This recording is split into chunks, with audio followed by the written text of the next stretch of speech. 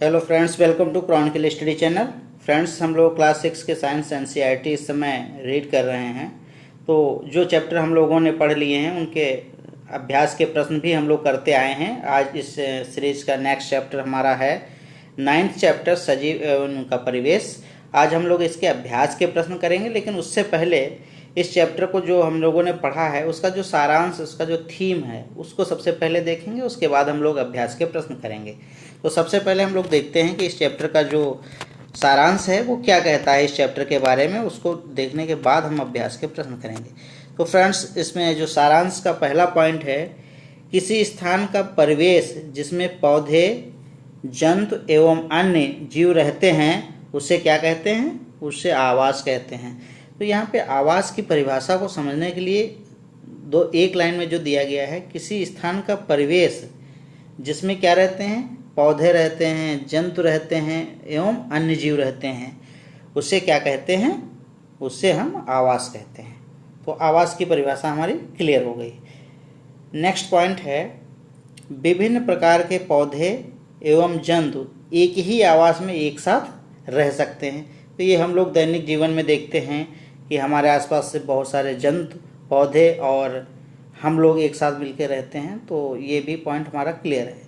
Next, पौधों और जीवों के विशिष्ट लक्षण एवं स्वभाव जो उन्हें एक आवास विशेष में रहने के लिए अनुकूल बनाते हैं उसे क्या कहा जाता है? उसे अनुकूलन कहा जाता है। तो यहाँ पे एक अनुकूलन की डिफिनीशन को यदि हमें डिजाइन करना है तो हमें क्या करना होगा? पौधों और जीवों के विशिष्ट लक्षण एवं स्वभाव जो उन्हें एक आवास विशेष में रहने के लिए अनुकूलित करते हैं, तो उसे क्या कहा जाता है? अनुकूलन कहा जाता है। नेक्स्ट पॉइंट है, आवास अनेक प्रकार के होते हैं परंतु सामान्यतः इन्हें स्थलीय आवास, जलीय आवास में वर्गीकृत किया जाता है। तो आवासों को कितनी कैटेगरी में मेनली वर्गीकृत किया गया है? 2 टाइप्स में। एक तो स्थलीय आवास हो गए, दूसरे जलीय आवास हो गए। नेक्स्ट पॉइंट है, आवास में सजीवों की विविध प्रजातियां पाई जाती हैं। तो आवासों में जो है सजीवों की विविध प्रजातियां पाई जाती हैं, ये हम लोग दैनिक जीवन में देखते हैं। ये भी हमारा पॉइंट क्लियर है।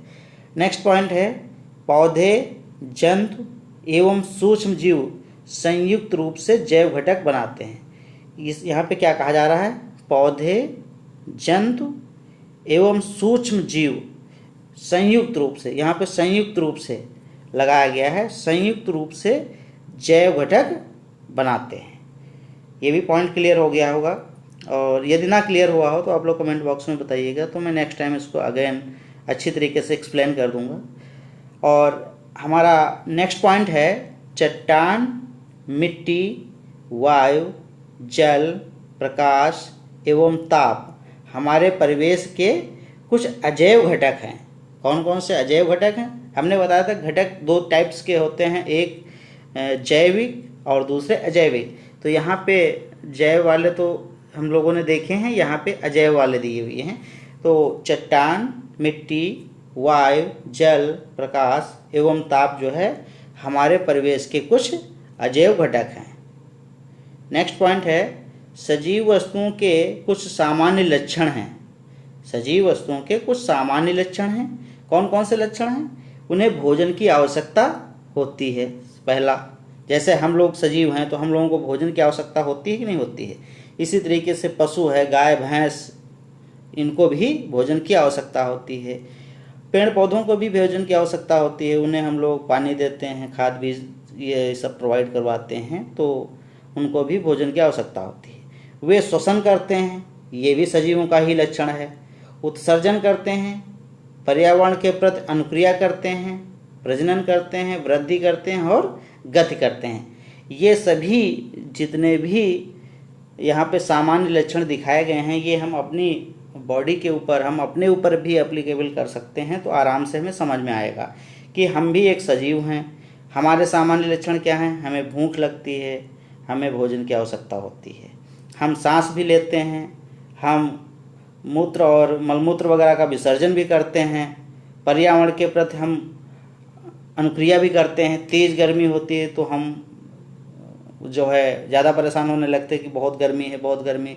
ज़्यादा ठंडक होती है तो मुझे ठंडक अधिक लगती है। इस तरीके से हम पर्यावरण के प्रति भी अपना रिएक्शन देते हैं। और सभी सजीव जो है वो प्रजनन भी करते हैं, जिससे कि उनके वंश की वृद्धि होती है।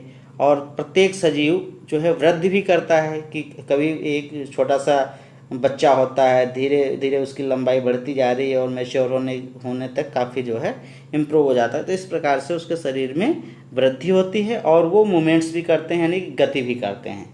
आज हम यहाँ पे हैं, कल हम ऑफिस जाएंगे, परसों हम कहीं और जाएंगे। इस तरीके से हमारी गतियाँ प्रतिदिन में हर मोमेंट्स पे होती रहती हैं। तो आई थिंक ये पूरा जो इस चैप्टर का सार था वो आपको समझ में आया होगा, और आशा करता हूँ कि आप लोगों को मेरे द्वारा जो भी बताया जाता है वो समझ में आ रहा होगा।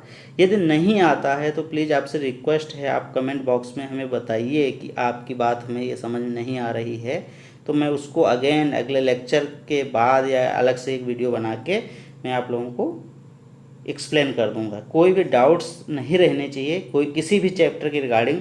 अब तक जो हमने 8 चैप्टर पहले पढ़ा चुके हैं उनके एक एक प्रश्न का हम उत्तर देने के लिए तैयार हैं, यदि आप हमें कमेंट बॉक्स में या हमारे टेलीग्राम चैनल पे हमें बताते हैं कि हमें ये वाला पॉइंट आपका क्लियर नहीं हुआ है। चलिए फ्रेंड्स, अब आगे हम इस चैप्टर के जो अभ्यास के प्रश्न हैं उनको करते हैं, एक एक करके देखते हैं। आवाज़ किसे कहते हैं? तो सबसे पहला जो पॉइंट है आवाज़ की डिफिनीसन, और आवाज़ की डिफिनीसन हमने यहाँ पे पहले ही पॉइंट में देखी है। क्या है? किसी स्थान का परिवेश जिसमें पौधे, जंतु एवं अन्य जीव रहते हैं उसे क्या कहते हैं? उसे आवास कहते हैं। तो ये पहला वाला पॉइंट हमारा आवास था और ये क्वेश्चन हमारा कंप्लीट हो गया। नेक्स्ट क्वेश्चन है, कैक्टस मरुस्थल में जीवन यापन के लिए किस प्रकार अनुकूलित होते हैं? तो इसका उत्तर हम लोग देखते हैं कि जो अपना अभ्यास वो हम लोगों ने पूरा डिटेल में एनालिसिस किया था उसमें देखते हैं कि जो डिफिनीसन दी है वो उसको एक बार रिवाइज भी कर लेते हैं ताकि हमें अच्छी तरीके से उसके बारे में आ जाए कि कैक्टस के बारे में हम लोगों ने क्या पढ़ा था। तो फ्रेंड्स, हम लोगों ने यहाँ पे देखिए नागफनी के बारे में अच्छी तरीके से पढ़ा था कि मरुस्थलीय पौधे वाष्पोत्सर्जन द्वारा जल की बहुत कम मात्रा निष्कासित करते हैं। ठीक है, यानी कि मरुस्थल में जो पौधे होते हैं वो जो है वाष्पोत्सर्जन द्वारा बहुत ही जल कम बर्बाद करते हैं, बहुत ही कम मात्रा में निष्कासित करते हैं। मरुस्थलीय पौधों में पत्तियां अथवा या तो ना के बराबर होती हैं या बहुत छोटी होती हैं, यानी कि जो मरुस्थल के पौधे होते हैं उनमें लगभग पत्तियां या तो होती ही नहीं हैं या बहुत ही छोटी नामात्र की होती हैं। कुछ पौधों में पत्तियां कांटों का रूप ले लेती हैं, इससे पत्तियों में होने वाले वाष्पोत्सर्जन की मात्रा जो है वो कम हो जाती है, जिससे कि वाष्पोत्सर्जन में जो जल ह्रास होता है, जल का लॉस होता है, उसकी क्या होती है? उसकी कमी आ जाती है। जो जल होता है वो बहुत ही कम मात्रा में वाष्पोत्सर्जन द्वारा बाहर जाता है। नागफनी में पत्ती जैसी जिस संरचना को आप देखते हैं, नागफनी की बात हो रही है यहाँ पे, वह वास्तव में क्या है? वह वास्तव में तना है। इन पौधों में प्रकाश संश्लेषण सामान्यतः किसके माध्यम से होता है? तने के माध्यम से होता है। तना एक मोटी मोमी परत से ढका रहता है जिससे पौधे को जल संरक्षण करने में सहायता मिलती है। अधिकतर मरुस्थलीय पौधों की जड़ें जल अवशोषण के लिए मिट्टी की बहुत गहराई तक चली जाती हैं। ये जो पूरा यहाँ पे हम लोगों ने पॉइंट देखे हैं, ये सारे मरुस्थलीय पौधों के गुण बताए गए हैं कि उनमें क्या क्या होता है। वो सबसे पहले मरुस्थलीय पौधों में जो वाष्पोत्सर्जन होता है वो बहुत ही लिमिटेड होता है, बहुत ही कम होता है। और जो मरुस्थलीय पौधे होते हैं उनकी पत्तियां या तो लगभग उनमें नहीं होती हैं या बहुत ही छोटी होती हैं। और कुछ पौधों में जो पत्तियां होती हैं वो किसका रूप ले लेती हैं? कांटों का रूप ले लेती हैं, और जिनके माध्यम से वाष्पोत्सर्जन जब होता है तो उसमें जल की जो है जल का ह्रास बहुत ही कम होता है। और नागफनी की पत्ती में जिस संरचना को हम लोग देखते हैं वो वास्तव में पत्ती ना होके क्या है? वो तना है। और इन पौधों में जैसे नागफनी की बात की जा रही, इनमें प्रकाश संश्लेषण सामान्यतः तने के माध्यम से ही होता है। और तने के ऊपर एक मोमी जो तना होता है उसके ऊपर एक मोटी मोमी परत चढ़ी होती है। वो क्या करती है, वो उस पौधे के वाष्पोत्सर्जन में जल ह्रास होने की मात्रा को कम करता, ताकि कम से कम जल ह्रास हो सके। और ये मरुस्थलीय पौधे जो होते हैं इनकी जड़ें बहुत ही गहराई तक चली जाती हैं ताकि उनको कुछ नमी प्राप्त हो सके। तो ये सारे पॉइंट्स जो है नागफनी से रिलेटेड हैं। कैक्टस मरुस्थल में जीवन यापन के लिए किस तरह अनुकूलित होता है, इस प्रश्न का उत्तर भी हमारा इस सारे पॉइंट से क्लियर हो गया। अब नेक्स्ट क्वेश्चन है रिक्त स्थानों की पूर्ति वाला। तो हम लोग उसको देखेंगे कि नेक्स्ट क्वेश्चन जो है उसको क्या क्या फिल करना है। तो क्वेश्चन नंबर 3 अब देखते हैं। क्वेश्चन नंबर 3 है, उसका का पार्ट है पौधे एवं जंतुओं में पाए जाने वाले विशिष्ट लक्षण जो उन्हें आवास विशेष में रहने योग्य बनाते हैं क्या कहलाते हैं। तो उन्हें हम क्या कहते हैं, हम लोगों ने पढ़ा है, उनको क्या कहते हैं, अनुकूलन।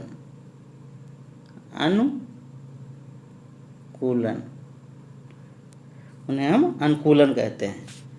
इस पॉइंट को सही से समझ लो। पौधे एवं जंतुओं में पाए जाने वाले विशिष्ट लक्षण जो उन्हें आवास विशेष में रहने के योग्य बनाते हैं उन्हें क्या कहते हैं, उन्हें अनुकूलन कहते हैं। खा पार्ट है इसका, स्थल पर पाए जाने वाले पौधों एवं जंतुओं के आवास को आवास कहते हैं। तो किस तरीके का आवास कहते हैं, स्थल पे चूंकि पाए जाते हैं। कहाँ पाए जाते हैं, स्थल पे पाए जाते हैं। तो ऐसे आवास को क्या कहेंगे, ऐसे आवास को फिर हम स्थलीय आवास कहेंगे। इस तरीके का आवास कहेंगे, स्थलीय आवास कहेंगे। गा पार्ट है, वे आवास जिनमें जल में रहने वाले पौधे और जंतु रहते हैं। तो यहाँ पे जल आ गया, इसलिए ये आवास कैसा होगा, ये जलीय आवास होगा। क्लियर है ना। यदि कहीं पे डाउट हो तो प्लीज़ कमेंट बॉक्स में ज़रूर बताइएगा। नेक्स्ट है, मृदा जल एवं वायु किसी आवास के कैसे घटक हैं। हमने बताए थे आपको कि घटक 2 टाइप्स के होते हैं, एक जैव और दूसरे अजैव। तो मृदा जल और वायु ये किस तरीके की कैटेगरी में आएंगे, ये आएंगे अजैव वाली कैटेगरी में। ये अजैव जो है घटक हैं। और नेक्स्ट है, हमारे परिवेश में होने वाले परिवर्तन जिनके प्रति हम अनुक्रिया करते हैं वो कहलाते हैं। तो जिनके प्रति हम अनुक्रिया करते हैं वो क्या कहलाते हैं, उद्दीपन। प्रश्न को दोबारा देख लो। हमारे परिवेश में यानी हमारे एटमॉस्फेयर में होने वाले परिवर्तन जिनके प्रति हम अनुक्रिया करते हैं वो क्या कहलाते हैं, उद्दीपन कहलाते हैं। जैसे हमने बताया था कि छुई मुई का पौधा है, उसको छू लेने से उसके फूल मुरझा जाते हैं। अचानक जो धूप में चले जाने से हमारी आंखें नहीं खुलती हैं। इस तरीके से मीठा देख लेने से हमारे मुंह में पानी आ जाता है। ये सब जो है उद्दीपन की अनुक्रिया होती है। नेक्स्ट क्वेश्चन है, निम्नलिखित सूची में कौन सी निर्जीव वस्तुएं हैं। तो इसमें निर्जीव वस्तुएं बतानी हैं। तो ये बेहद आसान प्रश्न है, आप लोग अच्छी तरीके से इसको कर लेंगे। तो इसमें हल, सिलाई मशीन, रेडियो, नाव, ये सब क्या हैं, ये सब हमारे निर्जीव हैं। और बाकी छत्रक, जलकुंभी, केचुआ ये हमारे सजीव हैं। तो इस तरीके से इसमें सजीव निर्जीव वस्तुएं छांटनी थी, वो हम लोगों ने कर लिया है। और नेक्स्ट क्वेश्चन है, निम्न किसी ऐसी निर्जीव वस्तु का उदाहरण दीजिए जिससे सजीवों के 2 लक्षण परिलक्षित होते हों। तो निर्जीव वस्तु कौन सी है, कोई भी हम बस, जैसे सपोज दैट बस ही है तो बस और मशीन 2 चीज़ें हम ले लेते हैं, बस और मशीन। दोनों में क्या होता है, सजीवों जैसे लक्षण हमें दिखते हैं। क्यों, सबसे पहले तो इनमें क्या होता है, इनमें गतियाँ होती हैं, दोनों में गति होती है। क्या होती है, दोनों मूवमेंट कर सकती हैं और सजीव भी मूवमेंट कर सकते हैं। दूसरा है, दोनों को चलने के लिए क्या चाहिए, एनर्जी चाहिए। इनको दोनों को चलाने के लिए हमें ऊर्जा की भी आवश्यकता होती है और सजीवों को भी भोजन की आवश्यकता होती है या ऊर्जा की आवश्यकता होती है। तो ये दो ऐसी निर्जीव वस्तुएं हो गईं जो सामान्यतः सजीवों जैसे लक्षण प्रदर्शित करती हैं। नेक्स्ट है, निम्नलिखित में से कौन सी निर्जीव वस्तुएं किसी समय सजीव का अंश थीं? तो इनमें जो है हमें आपको चूज करके देखना है कि कौन सी वस्तुएं कभी सजीव का पार्ट रही हैं। तो इसमें मक्खन है। मक्खन जो है किसी गाय भैंस से ही तैयार हुआ होगा जो कि एक सजीव का पार्ट रहा होगा। चमड़ा भी किसी सजीव का ही पार्ट रहा होगा। ऊन भेड़ से तैयार होता है इसलिए वो भी सजीव रहा होगा। खाद्य तेल ये भी हमारा सजीव से ही तैयार हुआ, लाही सरसों जो भी होती है उससे। और सेब एवं रबड़ ये जो है सजीव के पार्ट रहे हैं, कभी न कभी उसके अंश रहे हैं। नेक्स्ट क्वेश्चन है, सजीवों के विशिष्ट लक्षण सूचीबद्ध कीजिए। तो सजीवों के कौन कौन से लक्षण होते हैं ये हम लोगों ने अभी जो सारांश देख रहे थे उसमें हम लोगों ने देखा कि सजीव के कौन कौन से लक्षण होते हैं। सजीवों को भोजन की आवश्यकता होती है, श्वसन, उत्सर्जन, पर्यावरण के प्रति अनुक्रिया, प्रजनन करते हैं और वृद्धि एवं गति करते हैं। ये सब किसके लक्षण हैं? ये सारे के सारे जो है सजीवों के विशिष्ट लक्षण हैं। नेक्स्ट क्वेश्चन है, घास के मैदानी क्षेत्रों में रहने वाले जंतुओं को अपना अस्तित्व बनाए रखने के लिए तीव्र गति क्यों आवश्यक होती है? तो घास के जो मैदान होते हैं उसमें मुख्य रूप से क्या पाई जाती है? मुख्य रूप से उसमें घास ही पाई जाती है। पेड़ पौधे बहुत ही कम मात्रा में होते हैं। जो हिंसक जानवर होते हैं जैसे शेर, चीता, तेंदुआ इत्यादि जो जानवर मांस खाते हैं, मांसाहारी होते हैं, वो ऐसे हिरन वगैरह इस तरीके के जानवरों पर डिपेंडेंट होते हैं जो घास के मैदानों में बहुतायत में पाए जाते हैं। जब ये हिंसक जानवर जो है उनको अपना शिकार बनाने के लिए उनकी तरफ बढ़ते हैं तो वो क्या करते हैं, वो मैदानी क्षेत्र में जो हिरन वगैरह रह रहे हैं वो उसको देख के भागने का प्रयास करते हैं और उसमें उनकी जो हेल्प करती है वो उनकी गति ही उनको तीव्र गति होती है वो उनको जीवन बचाने के लिए उनकी मदद करती है, जिससे कि वो अपनी पीढ़ी को बचाने में सफल हो पाते हैं और अपना सर्वाइवल बचा पाते हैं। इस तरीके से ये उनकी जो है घास के मैदान जो है उनकी हेल्प करते हैं। वो आसानी से उसमें जो हिंसक जानवर होते हैं, शेर, चीता, तेंदुआ इत्यादि वगैरह, घास के मैदानों में इजली वो उसमें छुप नहीं सकते। जिस तरीके से जंगल वगैरह में छुप जाते हैं, एक पेड़ दूसरे पेड़ की आड़ से वो अपना शिकार कर लेते हैं, लेकिन घास के मैदान में इस तरीके की घटनाएं उनके साथ नहीं होती हैं, जिससे कि वो जो है हिरन वगैरह का शिकार आसानी से नहीं कर पाते हैं। तो फ्रेंड्स, ये रहा आज का हमारा पूरा कंप्लीट लेक्चर। यदि आप इस लेक्चर की PDF जो है डाउनलोड करना चाहते हैं तो आप हमारे टेलीग्राम चैनल से डाउनलोड कर सकते हैं। और यदि फ्रेंड्स ये प्रयास आपको सार्थक लगता है तो मेरे वीडियो को लाइक, शेयर और चैनल को सब्सक्राइब करके बेल आइकन दबाना बिल्कुल ना भूलें। अब मिलते हैं नेक्स्ट वीडियो लेक्चर में। Thank you for watching the video.